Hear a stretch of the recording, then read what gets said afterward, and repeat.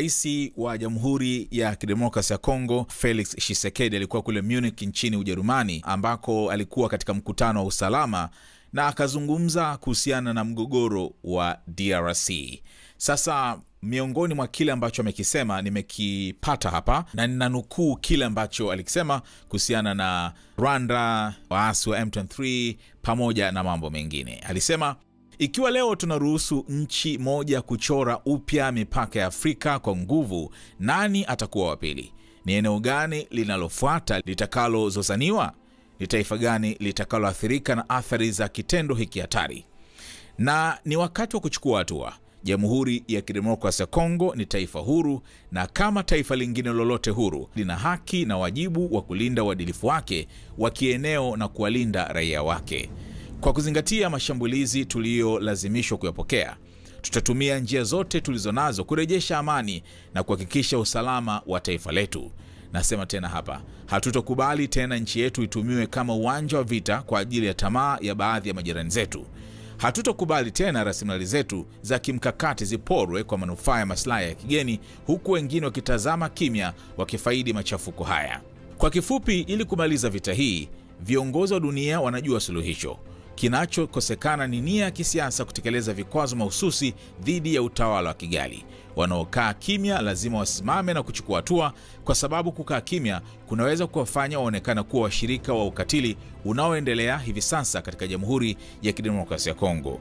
Kila mmoja wenu hapa mwenye hata mamlaka kidogo, iwe ni ya kufikisha ujumbe au kufanya maamuzi kwa kiwango chochote kile, anaweza kutoa mchango wa kiishara, mchango ambao huenda ukaleta suluhisho kwa janga linalowakumba watu wetu mashariki mwa Jamhuri ya Kidemokrasia ya Kongo.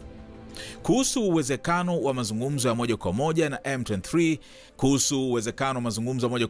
M23, rais wa nchi hiyo alikuwa wazi, hilo ni danganyo na halina uwezekano wa kutokea. Alisema, hili si swala la ego, si swala la kiburi au majivuno tunapokataa kuzungumza moja kwa moja na M23.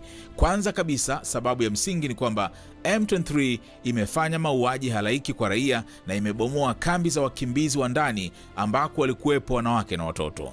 Waliuawa kinyama. Kwa hiyo kwetu sisi M23 ni kundi la kigaidi na hatuwezi kujadiliana wala kufanya mazungumzo na magaidi. Sababu ya pili ni kwamba kuna mchakato wa Nairobi ambao unashughulikia masuala ya makundi ya waasi.